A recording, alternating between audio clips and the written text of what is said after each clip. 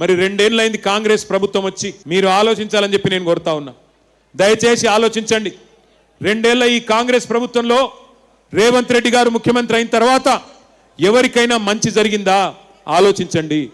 ఎన్ని మాటలు చెప్పి అరిచేతిలో వైకుంఠం చూపెట్టి, ఎన్ని దొంగ హామీలు ఇచ్చి, అడ్డగోలు మాటలు చెప్పి గద్దెకెక్కినరో ఒక్కసారి ఆలోచించండి. ఎన్ని హామీలు, ఎంతమందిని మోసాలు. 6 గ్యారెంటీలు యాదుకున్నాయా? పెద్ద మనుషులకు ఏం చెప్పిండ్రు?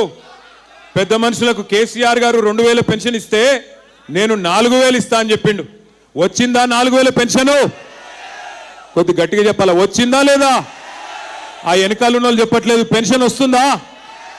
भाइयों बहनों, वजीफा मिल रहा क्या? आसरा पेंशन 4000 आपको मिल रहा क्या?